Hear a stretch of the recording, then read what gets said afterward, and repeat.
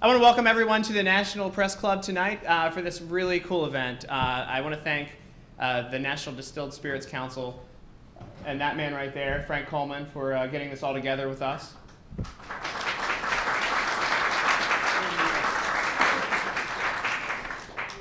We have a very, very cool program tonight. As you can see, do not drink the spirits in front of you until you are instructed to do so. Unless, of course, there might be an open one across the table. You can get the party started early. No. I'm going to hand over the program to Frank in a second here, and he will tell you all about the book, and Dennis Pogue, who I also want to thank for coming out tonight to present his book, Founding Spirits, to everyone. So without further ado, ladies and gentlemen, Frank Coleman. Thank you, Tim. Thank you very much, Tim. Just a couple of brief anecdotes. Dennis Pogue is the Vice President for Preservation at Mount Vernon, George Washington's home. Most of us have been down there many times. We fondly call him the Chief Historian because, of course, we're in Washington and you got to have a chief. So he's the Chief Historian. He's written this tremendous book which gets into Washington's heritage as a distiller, which really was lost in the dust of time. And it's a great story, and we were very lucky to become involved at the Distilled Spirits Council around, I guess, 1999, 2000. One of our members came forward that Mount Vernon was looking to reconstruct the distillery at Mount Vernon. And my boss, the Admiral, Peter Cressy, immediately saw the utility of this, that it would be critically important for the industry to imagine to have George Washington as a spokesman for America's distilling heritage that was crushed in many ways by Prohibition. And so this is really part of that revival, and you're seeing around the country a revival of distilled spirits. It's been very, very good for the industry. There's a real sense of restoration. You're seeing lots of small craft distillers. I've talked to Tim about bringing some of them up here. We recently created an affiliate wing for craft distillers at the council, and we now have over 50 members, which is extraordinary, of just these small little distillers, many of them in this region. So that's part of the story that really begins with Washington. But there's just one anecdote that I love to tell, that early on in the project, I think it was around 2003, we had done a number of events. We did a archaeology field school for journalists out there so they could dig in the archaeology with Dennis and his archaeologists. And I guess somewhere along the way, and I know I'm going to get this a little bit wrong, Dennis discovered in the Mansion records that Washington, who became a distiller after he left the presidency, immediately became so successful after he built the building that they added a second story, which wasn't immediately apparent from the archaeology. And the reason is number one is he needed to store a lot of grain because he was being so successful, and also he wanted to house the distiller and the assistant because he needed some security at the distillery. So Dennis Dennis's boss, Jim Reese at Mount Vernon, asked Peter Cressy and myself to come down for a meeting to discuss this. And I think the interesting part was that going back to 2001, Dennis's boss had come up to me, and we had done the groundbreaking, and we had 30 or 40 reporters there for that. And he looked at me and goes, "Frank, I want you to understand, we will never, ever, ever distill at Mount Vernon." I said, "Okay, Jim, no problem, no problem." So then we get fast forward 3 years later, we've had a number of really successful media events, and we come in and they're making the pitch, and Dennis has all the plans for the archaeology and the building as it would look like, and so it was an $800,000 project, and they were looking, I think, for another $600,000 to add the second story. Of course, we weren't going to store grain. I'd been looking for a national distilling museum, and Dennis and I agreed that this would be a distilling museum on the second floor and the gateway to the American Whiskey Trail. And we were looking at the plans, and Dennis is pointing out, well, here were the 5 stills on this grid of the archaeology. And he said, of course, we could have just one still operating. The others could just be for show. And Jim Reese slams his fist down on the table and says, "We're going to have 5 working stills." And I was like, okay. So, and since then, as you know, we passed a law in Virginia to allow them to sell, and they've sold the initial products. They've sold out in small bottles. The first unaged at $85 a bottle. The 2-year aged rye just sold out 471 bottles in 2 days, sold out at $185 a bottle. That's a half bottle, by the way. But you will get a chance to taste the first batch here, and so without further ado, really my great partner and what is to me one of the greatest stories in American history, Dennis brings it to light, and so Dennis.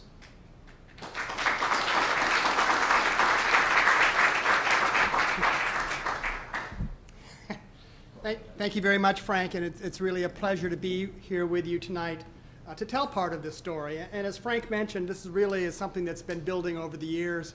It's been over 10 years in coming. We couldn't have done it without the Distilled Spirits Council, of course.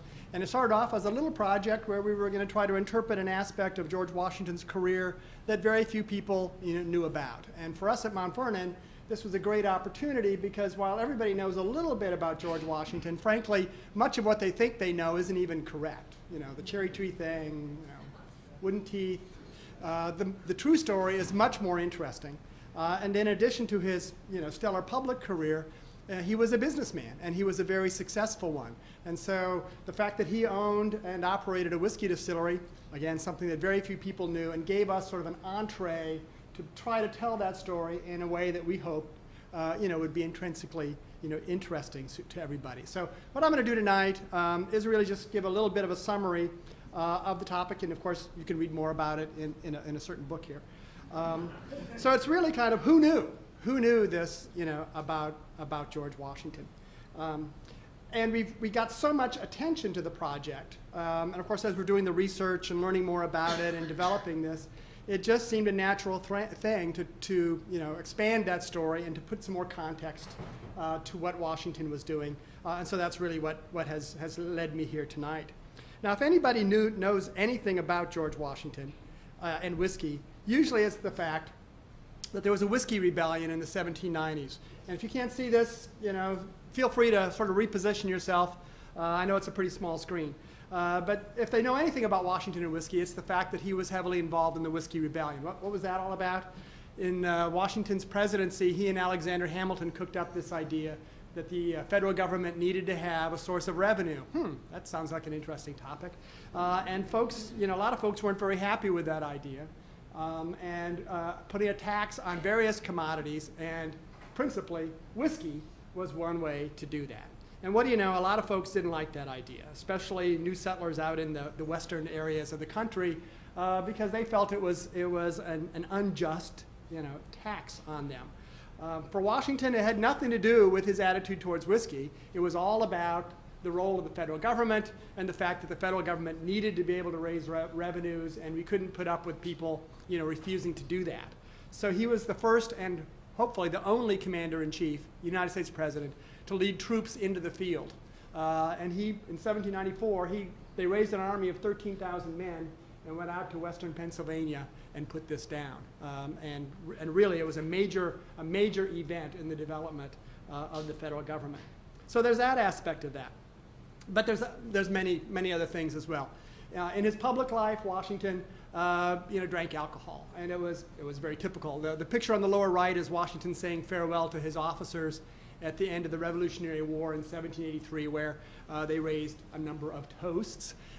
In his presidency, they had levees, they had all sorts of public activities where alcoholic beverages were served. In his private life, absolutely. And what was his preferred spirit? He was a wine guy primarily, and the most popular wine, especially among the upper classes, was Madeira, which was a pretty alcoholic fortified wine that was made on the Madeira Islands, off of Portugal. And Washington was very interested in Madeira, drank that privately. It was really his favorite strong drink. The picture on the upper right, which is a little cabinet that has a bunch of decanters in it, it's an interesting story. Washington bought that in 1761 from a supplier in England. It came to him along with a bill for 17 guineas. We have a great letter from Washington writing back, complaining that was 4 times what he was expecting to pay for this. And he attributed the fact to English merchants abusing the American yokels. And of course, this was not, the only reason that George Washington, fought the Revolution to break away from Great Britain. But that was part of it. This feeling that we're Englishmen, yet we're being abused. We're not getting the respect. We're not getting the respect that we deserve. And so that was the type of thing that really was part of, this trajectory, leading to the Revolution.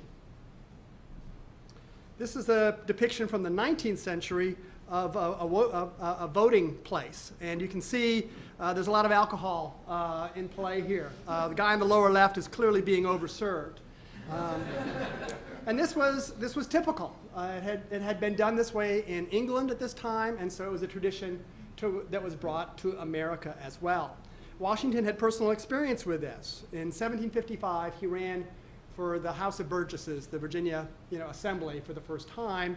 And it was kind of a poorly organized campaign, and he lost. And one of the reasons that he lost is that he failed to treat voters at the polls. It was a three-person race. 2 would be elected to serve. Washington got 40 votes. The next guy got 270 votes. And the first place winner got 271 votes.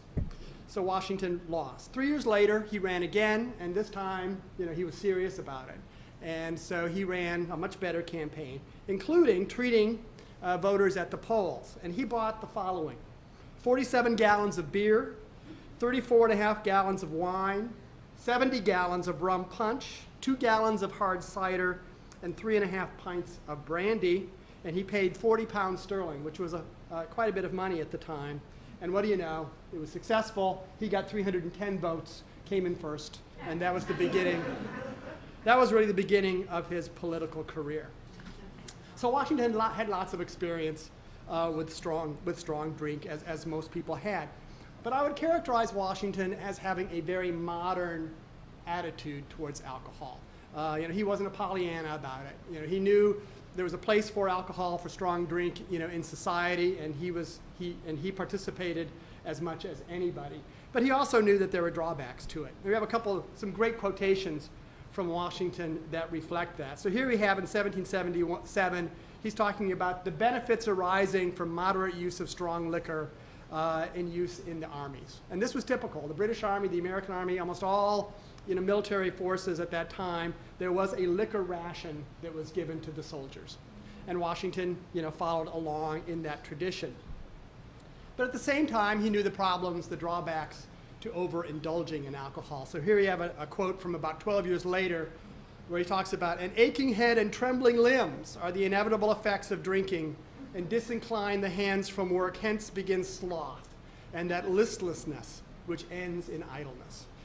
So Washington knew the downside, and he knew it personally because he actually had a number of employees, very valued employees, who overindulged.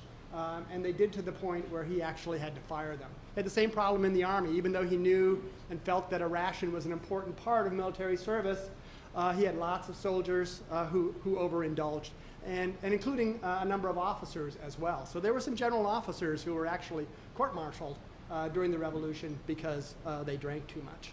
So again, Washington, he really had his eyes were open, on this topic. Because Washington is Washington, arguably the most important, most famous person in American history, everybody feels perfectly at ease in adapting him for whatever topic, whatever agenda they might have. The Tea Partiers love George Washington. Everybody else loves George Washington because, you want to have this guy on your side. And the same thing goes with alcohol. In the 1840s, there was a group called the Washington Temperance Society that was formed in Baltimore, Maryland. And their whole goal was to get people, primarily men, to sign abstinence pledges to stop drinking. And it was a very successful group. And in the 1840s, some scholars estimate that they got over 500,000 people to sign those pledges. Well, on the left, you can see the banner that they used. And we've got a picture of George Washington. And it says, "We bear a patriot's honored name. Our country's welfare is our aim." And so they felt fully at ease in using Washington, as the symbol of their movement. Although, of course, we now know that Washington, drank alcohol But they had no compunction whatsoever of using him in that cause. On the right is an advertisement from the 1930s for a brand of whiskey that was called Mount Vernon. It was Mount Vernon rye whiskey, first made in Baltimore in the mid-19th century. And you can't see it here, but George Washington is the poster boy for this whiskey. After Prohibition, after 1933, when Mount Vernon rye whiskey came back onto the market, they launched this great advertising campaign where they used George Washington. And of course, it was the Mount Vernon name connection that was the main reason for this. But they did their homework. So the madmen who came up with this went into the archives, and they found out that, in fact, Washington had operated a whiskey distillery. So these campaigns have got all this great historical stuff. They talk about his distillery. They talk about his Scottish plantation manager, whose idea it was really to operate this. So it's very fun stuff. You can get it on eBay if you just sort of search under Mount Vernon rye. There's a whole series of these that comes up. So the distillery that Washington owned, he came to operate a distillery late in his life. It was 1797, and it was toward the end of his second term as president. And he had to hire a new plantation manager. And he hired a fellow named James Anderson, who was a Scotsman who had just come to this country a few years before. And he had experiences. Any Scotsmen among us? Apparently, all Scotsmen know how to distill. Is that correct? I mean, from cradle, you just know how to do it. Anderson lobbied Washington and said, if you'll pay for this, I can make you a lot of money by distilling whiskey. We'll use the grain that's grown on your plantation. We'll build a distillery there. It'll be great. Washington admitted that he didn't really know anything about making whiskey, and so he wrote to a friend of his named John Fitzgerald, who operated a rum distillery in Alexandria, just a few miles up the road. And Fitzgerald wrote back and said, "As I have no doubt Mr. Anderson understands the distillation of spirit from grain, I cannot hesitate in my opinion that it might be carried on to great advantage on your estate. As to a sale of the whiskey, there can be no doubt if the quantity was 10 times as much as he can make, provided it is of good quality." And frankly, Fitzgerald didn't really know Anderson. So what he's really testifying to is the market for whiskey at the time. And there was an incredible market. Early Americans drank enormous quantities of alcohol. Your fraternity brothers may think that they're good at this, but your ancestors were much better. The annual consumption of alcohol, per capita consumption, was over 5 gallons of just distilled spirits. That doesn't include other stuff. And the current consumption is under 2 gallons. So these guys, they were drinking. And why were they doing that? Because it was part of the culture. Distilled spirits were viewed as food, because obviously you're getting it from either distilling grain or fruit or grapes or whatever. All that stuff is good, right? So, the distilled spirits from that must be good as well. In addition, water was hard to come by. Good drinking water, we find this hard to believe now, but it was difficult to come by. And so they were looking for substitutes for water. And then finally, doctors thought that alcohol was really good for you. And they would prescribe it for a host of ailments. And they had great results. Not because it helped you, because it just made you feel better. And so at this time period, there was a lot of drinking going on. So Washington, after he gets this advice, decides, yes, I'll do it. So he starts off small, and they establish a distillery using an existing building out at the grist mill, and where the site is located. They buy 2 stills. They start going in 1797. By the end of that summer, Washington is convinced that it's going to be successful, and so he agrees to Anderson's proposal to build a new still house and add 3 more stills and really ramp up, the operation. And they do. And so they do this in the fall of 1797. This map shows the plantation of Mount Vernon. It was a large plantation, about 8,000 acres in size. Certainly wasn't the largest in Virginia, but was one of the larger. And you can see the mansion is down on the lower right. The grist mill is to the upper left there, about 2.5 miles from the mansion. And the grist mill had been there for many years. Of course, that's where the grain is being processed. It's being ground. And so since whiskey is essentially using grain, a variety of grains as the raw ingredients, the logical thing is to put it near the grist mill. So that's what they do. And in 1797, they start this up and get going. This is a depiction that we had done a couple of years ago, sort of showing the complex, at its height. On the lower left is the grist mill. Then if you go sort of clockwise, the white buildings at the top are the miller's cottage. Then the building on the right, the large one, is the whiskey distillery. And it was a very large building.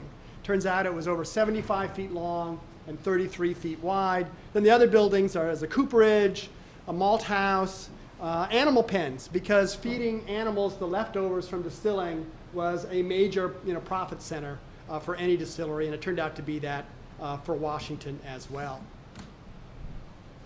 So what do we know about the operation? We have lots of information from documents. As I said, we know it was a large stone building. It's made out of, the foundations were made from stones that were taken from the falls of the Potomac, had quarried stone walls from Mount Vernon. It was one story with a loft above.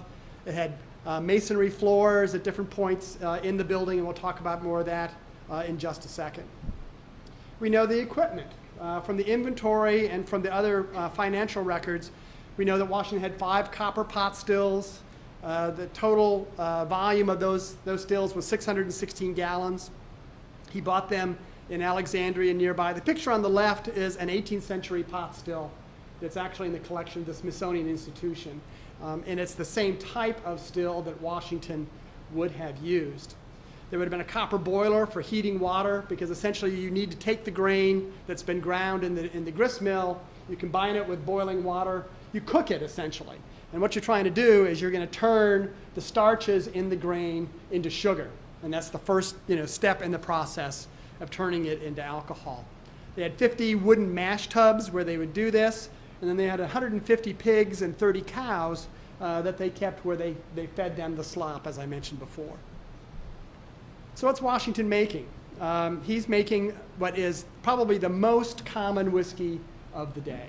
And it's a mixture of 3 grains, which was very typical then, and frankly is very typical now. But the dominant grain was rye, 60% rye, and then 35% corn and 5% malted barley. And rye was a very cheap grain. It also was the type of grain that was most often used to make whiskey in the British Isles. And so when those folks come here, they bring that tradition with them. But it's cheaper. You could make it out of any grain. And we know that, in fact, Washington used wheat for a brief period of time to make his whiskey when he didn't have enough rye. But the market for wheat was much higher. You get a much higher price for it. So obviously, if you use wheat, it's a more expensive product. And so rye was the preferred grain, both in the time period and for Washington as well. So you take those different grains, you mix them in this big barrel, as you see here, with the boiling water. You stir it all together. You let it sit for a while. Then you throw the yeast in there, and it ferments, turns that sugar that has been turned from starch into sugar, gets processed by the yeast, and turns that into alcohol. And then you're ready to go to the next step, which is to actually distill. This is a still that we set up early in the project before we had constructed the stone still house. As you can see, it's a small copper still modeled on the one that I showed you the picture of before, set into a furnace here.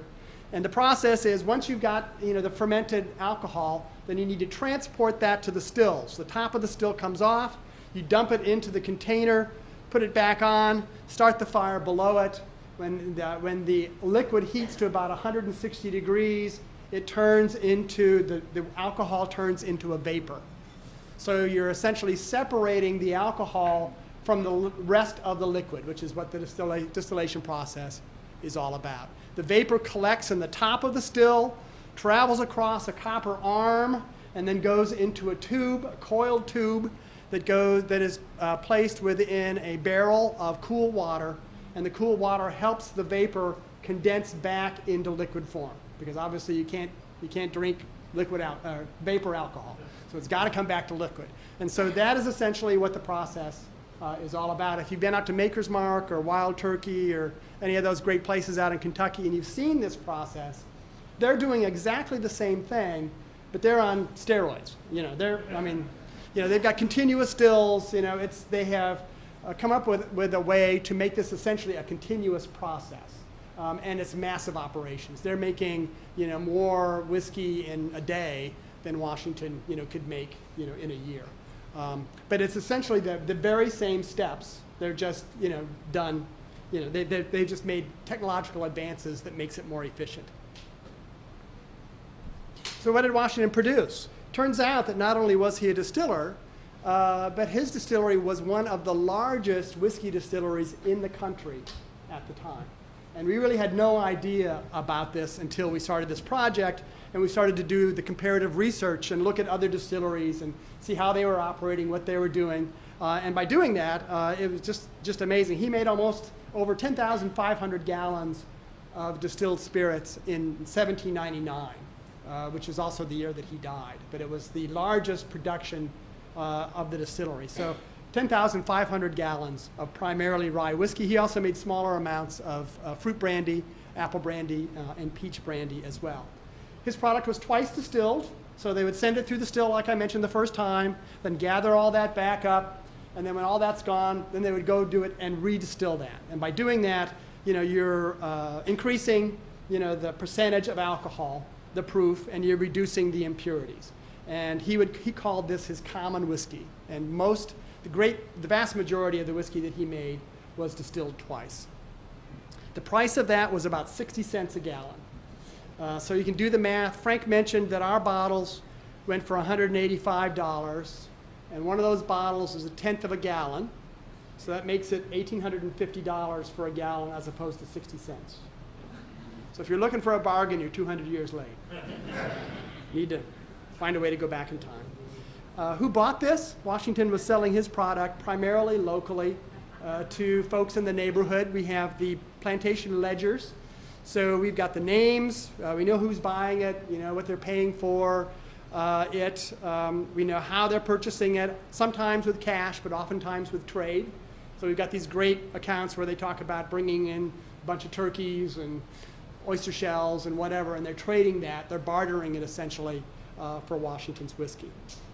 And then some of it was purchased by merchants who were operating in Alexandria, which is the closest city to Mount Vernon, and then they're reselling it through their retail outlets. Do a little comparison. As I mentioned, we found out that Washington's distillery was one of the largest around. You see on the left, the average size of a distillery, of the ones that we were able to find from this time period and get the records for, was about half the size of Washington's. And by almost every measure, Washington's was significantly larger than almost all the distilleries around in terms of the number of stills, the size of the stills, the number of the still house, the capacity, the production, all of that kind of stuff. Washington's distillery is way up at the very end of the spectrum for whiskey distilleries. Now I should point out that rum was the most popular distilled spirit in the American colonies up to the Revolution. And rum, of course, is made from molasses. The rum that's being consumed here is either being made in the Caribbean, in the British Islands, and then imported here as a finished product, or they import molasses and then it's distilled here in America.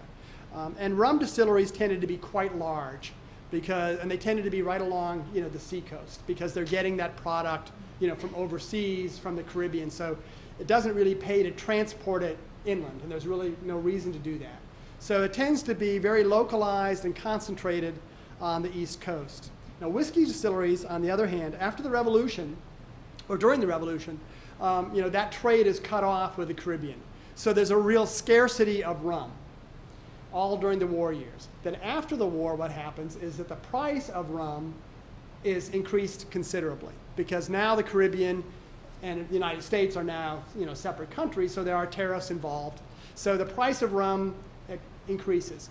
And the real appeal of rum was that it was A, really, really alcoholic, and B, it was incredibly cheap, which is what most of the American population was looking for in their strong drink. Cheap and really strong.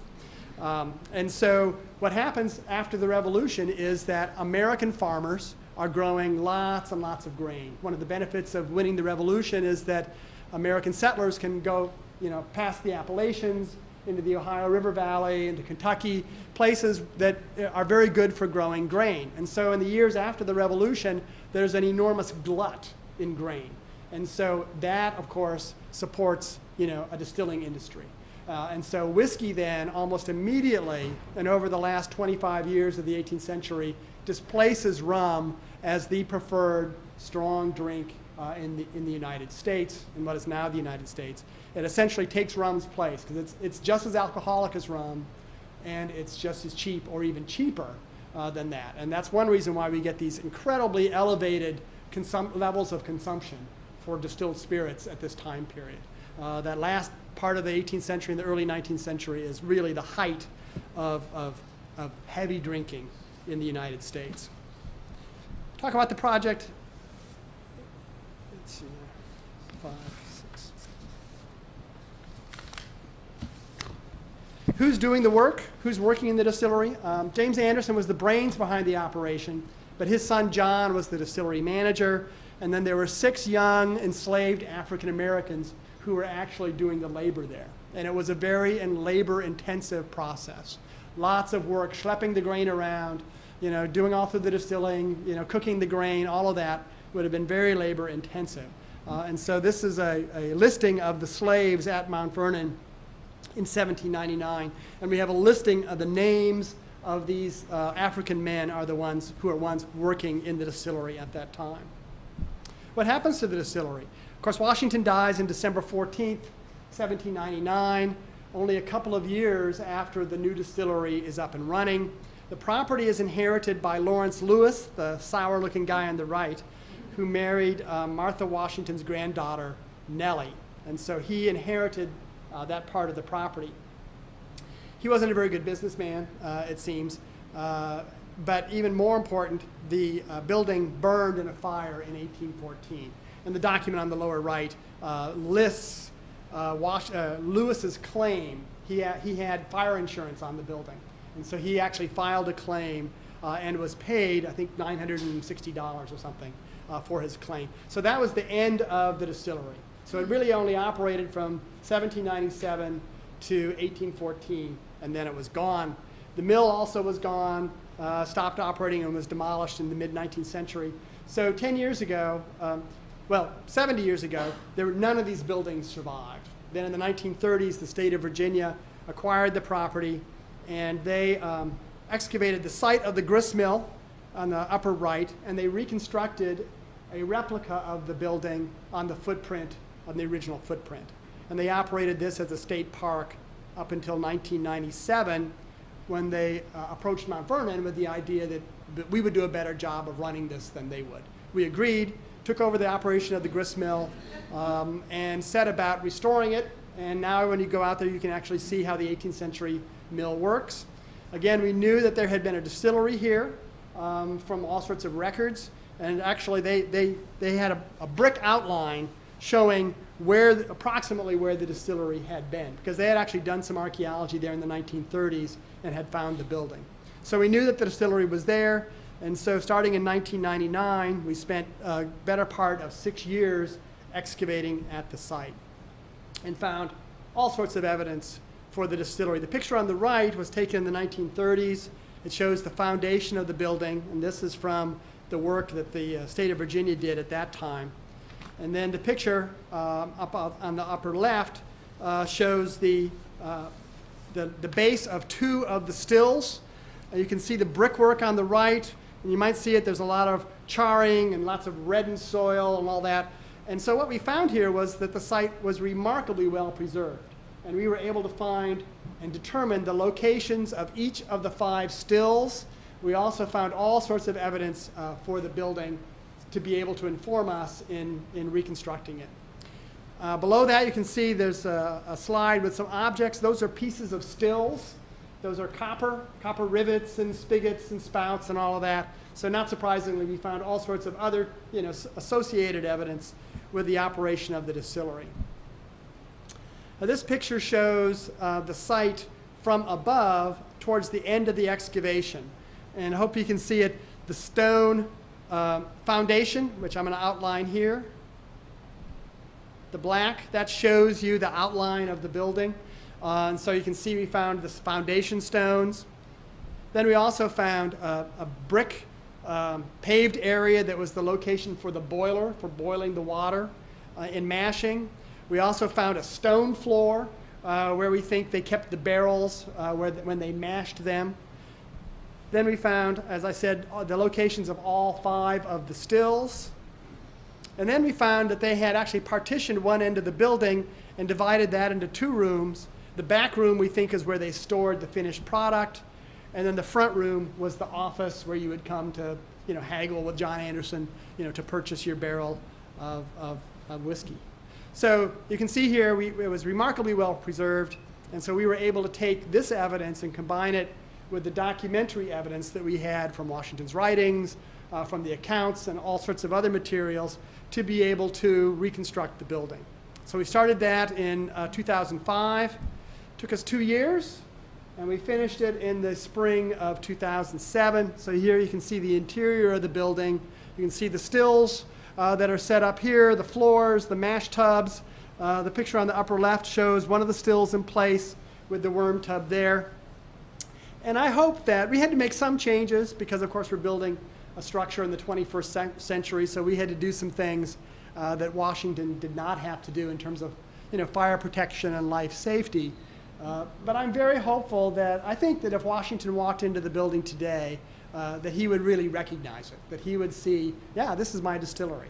And just as the mill is one of the only places in the country, in fact, it is the only place in the country, where you can come and see an 18th century grist mill that has all the machinery that ours has. This is the only place in the country where you can come and see how whiskey was distilled in the 18th century. So I hope you all come out and spend some time with us. The site is open from April through October, and so I hope that you'll come out and see that. Now, I'm going to throw this open for questions in a second, but I'm going to anticipate some questions. Well, actually, Frank gave some of this away. Oh, he gave all of it away. Okay. The first question, of course, is, well, do you make this stuff? And as Frank mentioned, when we started this project, that was not our intention. This was all aimed at being an educational opportunity. It was a way of telling about an aspect of Washington that people didn't know, and also showing, a really important, part of American history and an industry that had a major role in early American life. Then, frankly, just because people were so interested in this, we decided that we would make some small batches of Washington's whiskey and have it and offer it for sale. And then, of course, the third question people always ask is, do I have samples? And usually my answer is no, but in fact, we do have a sample for you. So one of the spirits that you'll be tasting here is the unaged rye whiskey. And I specify unaged because if you look carefully, you'll notice that it's clear. It's a whiskey, but it is clear. And of course, almost all the whiskey that you're familiar with has got a dark color like the other examples that you're going to be tasting in a minute. They have that dark color because they've been aged in wooden barrels. And particularly, they've been aged in barrels that have had a charred interior. So they're picking up that color from being in that barrel for a period of time. And they're also picking up lots of flavor. And Frank will talk about that in a minute, about some of the flavors that you're going to taste in that whiskey. And much of it is coming from the barrel in which it has been stored. Washington did not age his whiskey. So therefore, it's got no color, and it's got exactly the same flavor that it had when it came off of the still. Now, it's not because Washington and others didn't know that aging benefited flavor. They did. And Washington, in fact, bought aged spirits. He bought aged rum. He bought Madeira that had been aged, knew that it improved the flavor, and was willing to pay an additional price for it. But remember, whiskey at this time period was not for the fancy set. It was for folks, who wanted a cheap alcoholic spirit. And so aging, just wasn't what people wanted. So it would be the mid-19th century, really, before aging whiskey in barrels like this really became a common practice. And then that of course, leads us, to the whiskey that we drink today. Okay, so I'm done, and I'd love to answer some questions. There'll be a quiz if there are no questions. Yes.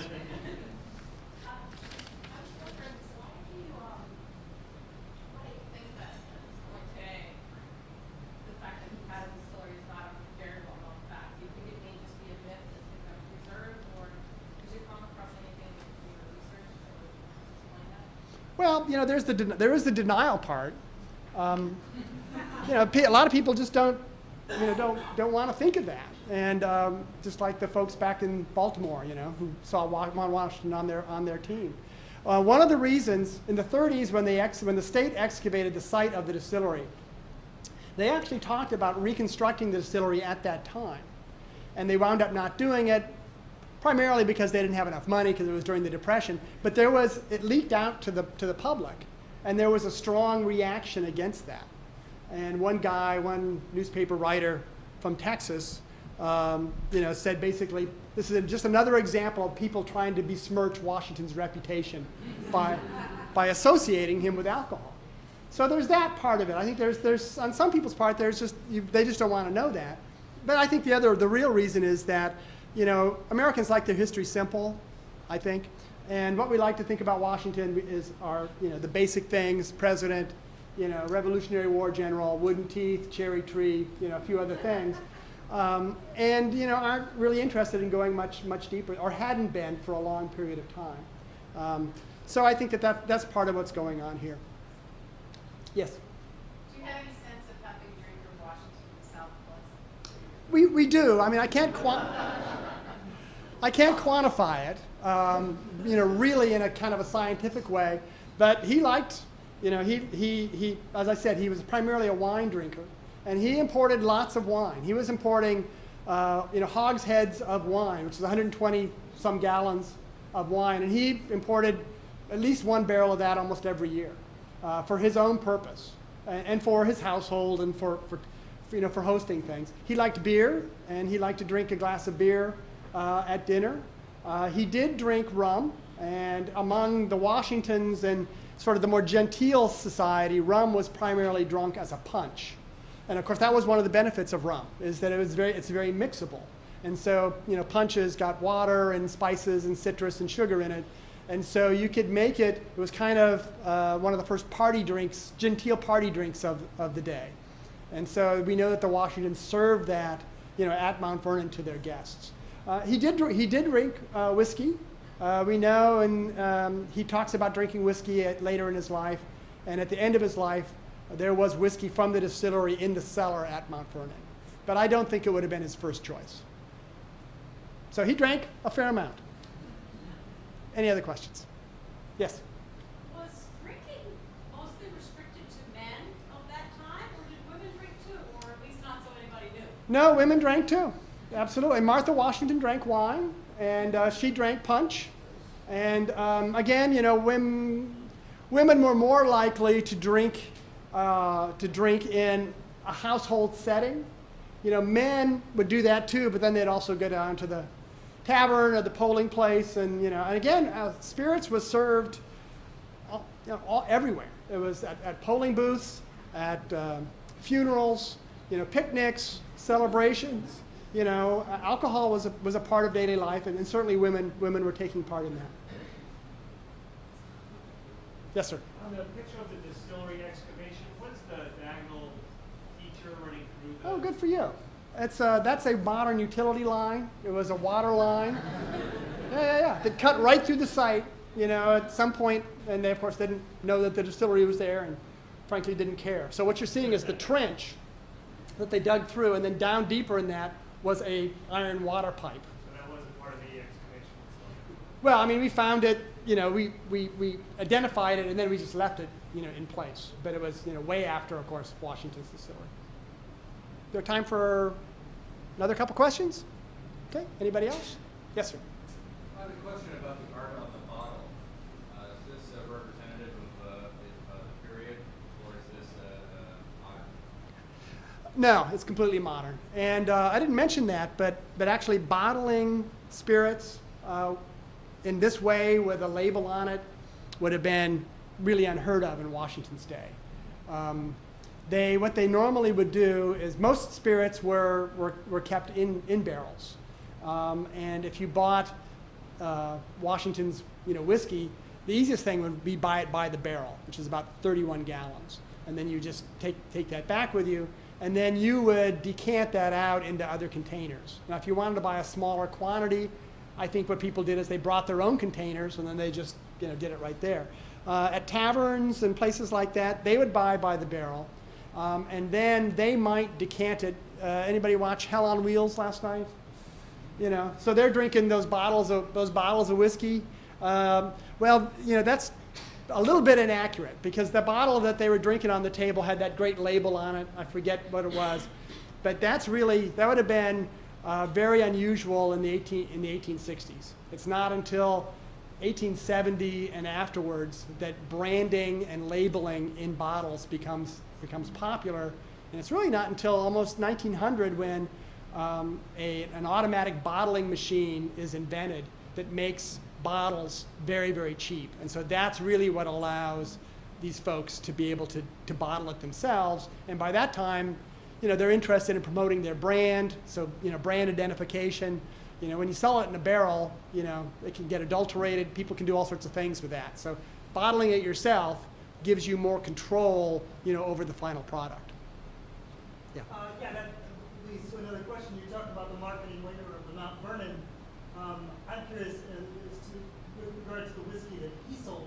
Did they try to capitalize on his name? Was it branded? How was, you know, would they? Not that we can think of. Not that we've heard of anyway. In 1808, after Washington died, when Lawrence Lewis owned the distillery, he actually rented it to a local fellow to operate. I mentioned he wasn't a particularly good businessman, and so he was looking for something else.